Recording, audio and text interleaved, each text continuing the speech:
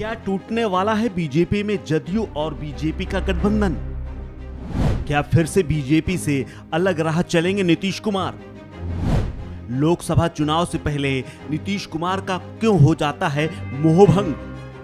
नमस्कार, मैं हूं कुलदीप द्विवेदी और आप देख रहे हैं वन इंडिया हिंदी। बिहार में एक बार फिर से जनता दल यूनाइटेड और बीजेपी की राहें अलग होने वाली हैं।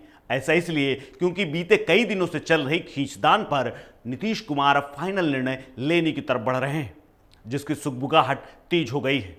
क्योंकि जदयू अध्यक्ष ललन सिंह ने एक दिन पहले यानी कल उन्होंने साफ कर दिया है कि पार्टी केंद्रीय कैबिनेट में शामिल नहीं होगी। इसके साथ ही अब उन्होंने मंगलवार यानी कल सभी सांसदों और विधायकों की बैठक बुलाई है। बैठक के बाद संभावना है कि पार्टी बड़ा निर्णय लेते हुए गठबंधन तोड़ने का ऐलान कर दे। गठबंधन तोड़ने के लिए नीतीश कुमार के लिए काफ़ी पर्याप्त बहाने भी हैं, क्योंकि जदयू के सूत्रों के मुताबिक बीजेपी उनकी पार्टी तोड़ने की कोशिश कर रही है। आरसीपी सिंह बीजेपी का साथ दे रहे हैं, जिसके जरिए बीजेपी जदयू को नुकसान पहुंचाने में लगी हुई है।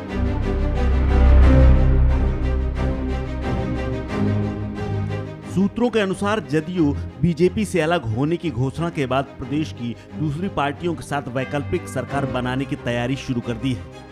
माना जा रहा है कि आरजेडी, लेफ्ट फ्रंट और कांग्रेस के साथ मिलकर बिहार में दोबारा नई सरकार बनाने का खाका तैयार कर लिया गया है। दरअसल पार्टी के अधिकांश विधायक मध्यावधि चुनाव नहीं चाहते, इसीलिए अन्य पार्टियों से सरकार बनाने को लेकर बातचीत कर रहे हैं। ऐसा नहीं है कि सिर्फ जदयू खेमे में तैयारी चल रही है, बीजेपी में भी हलचल जारी है। राज्य के उप मुख्यमंत्री तारकिशोर प्रसाद, स्वास्थ्य मंत्री मंगल पांडे और बिहार इकाई के अध्यक्ष डॉक्टर संजय जायसवाल के नेतृत्व में बीजेपी के एक प्रतिनिधिमंडल ने वरिष्ठ कैबिनेट मंत्री और नीतीश कुमार के करीबी विजय कुमार चौधरी से मुलाकात की थी। तभी से चर्चा है कि तारकिशोर नीतीश से मिलेंगे। ये मुलाकात आज हो सकती है। मुलाकात के दौरान राज्य की राजनीतिक स्थिति पर चर्चा होने की संभावना है, जबकि दूसरी ओर कांग्रेस ने भी अपने विधायकों की एक बैठक पटना में बुलाई है। हालांकि दोनों ही दलों ने अनबन की खबरों को खारिज कर दिया है और सब कुछ ठीक ठाक होने का दावा कर रहे हैं, लेकिन जो माहौल है वो सब कुछ सच्चाई बयां कर रहा है। इन दोनों दलों के गठबंधन तोड़ने की खबरें अब तेजी से बिहार में फैल रही हैं। हालांकि आंकड़ों की बात करें तो विधानसभा चुनाव 2020 में 243 सीटों में एनडीए को 125 सीटें मिली थी। नीतीश की पार्टी जदयू ने 43 सीटों पर सफलता हासिल की थी, जबकि बीजेपी ने 74 सीटों पर विजय हासिल की थी। जदयू के कम सीटें जीतने के बावजूद भी बीजेपी ने बड़ा दिल दिखाते हुए नीतीश कुमार को मुख्यमंत्री बनाया था। अब सवाल खड़ा हो रहा है कि आखिर क्या वजह है जो बीजेपी और जदयू का गठबंधन टूटने की कगार पर आ गया है। तो आपको उसके 5 कारण बताते हैं। जैसे नीतीश कुमार चाहते हैं कि बिहार विधानसभा अध्यक्ष विजय कुमार सिन्हा को हटा दिया जाए। मुख्यमंत्री ने विजय कुमार सिन्हा पर कई बार अपना आपा खोया है। उन पर नीतीश कुमार ने अपनी सरकार के खिलाफ सवाल उठाकर संविधान का खुले तौर पर उल्लंघन करने का आरोप लगाया है। नंबर 2, नीतीश कुमार अपनी पार्टी जदयू को लोकसभा चुनाव 2019 के बाद नरेंद्र मोदी सरकार में केवल एक ही मंत्री पद देने की पेशकश की बात से नाराज भी हैं। उन्होंने बिहार के विस्तारित मंत्रिमंडल में अपनी पार्टी के 8 सहयोगियों को शामिल कर पलटवार किया था और एक को बीजेपी के लिए खाली छोड़ दिया था। नंबर 3, जदयू प्रमुख नीतीश कुमार राज्य और राष्ट्रीय चुनाव एक साथ कराने के खिलाफ है। राज्यों और संसद के चुनाव एक साथ कराने का विचार पीएम मोदी ने किया था, जिसका विपक्ष ने कड़ा विरोध किया है। यह उन मुद्दों में एक था जहां जदयू ने विपक्ष के साथ ताल में ताल मिलाई थी।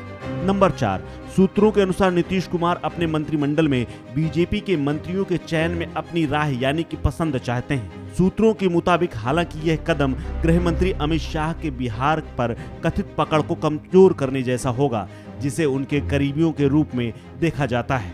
उदाहरण के लिए बीजेपी के सुशील मोदी, जो बिहार में नीतीश कुमार कार्यकाल के अधिकांश सालों तक बिहार के उप मुख्यमंत्री रहे, उनको पार्टी नेतृत्व ने बिहार से बाहर भेज दिया, यानी केंद्र में चले गए वो। नंबर 5, नीतीश कुमार बीजेपी के नेतृत्व वाली केंद्र सरकार द्वारा सहयोगियों को केंद्रीय मंत्रियों के रूप में सांकेतिक प्रतिनिधित्व के पेशकश में गठबंधन सहयोगियों से भी नाराज है। पूर्व केंद्रीय मंत्री आरसीपी सिंह जिन्होंने शनिवार को जदयू छोड़ दिया है, उन्होंने केंद्रीय मंत्री बनने के लिए नीतीश कुमार को दरकिनार करते हुए बीजेपी नेतृत्व से सीधे तौर पर बातचीत की थी। जदयू के राष्ट्रीय अध्यक्ष राजीव रंजन उर्फ ललन सिंह ने रविवार को कहा था कि केंद्रीय मंत्रिमंडल में शामिल होने की क्या जरूरत है। मुख्यमंत्री ने 2019 में फैसला किया था कि हम केंद्रीय मंत्रिमंडल में शामिल नहीं होंगे। ये पहला मौका नहीं है जब नीतीश कुमार इस तरह का बड़ा कदम उठाने जा रहे हैं। नीतीश कुमार इससे पहले भी 2014 में बीजेपी के साथ गठबंधन तोड़ चुके हैं।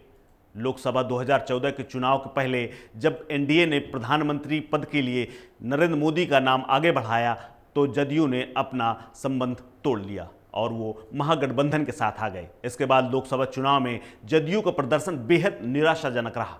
पार्टी सिर्फ 2 सीटें जीत पाई। नीतीश कुमार ने पार्टी के निराशाजनक प्रदर्शन की जिम्मेदारी लेते हुए सीएम पद से इस्तीफा दे दिया था। इसके बाद जीतन राम मांझी राज्य के सीएम बने। हालांकि 2 साल बाद ही 2017 में वो महागठबंधन से अलग होकर एनडीए में लौट आए। अब जब पार्टी 2024 की तैयारियों में जुट गई है तो नीतीश कुमार ने एक बार फिर बीजेपी से अलग होने का मन बना लिया है। अब अगर गठबंधन तोड़कर दूसरी पार्टियों के साथ फिर से सरकार बनाते हैं तो नीतीश कुमार बिहार के 7 बार मुख्यमंत्री पद की शपथ लेने का रिकॉर्ड भी बना लेंगे। इस खबर में फिलहाल इतना ही। अपडेट्स के लिए बने रहिए वन इंडिया हिंदी के साथ। नमस्कार।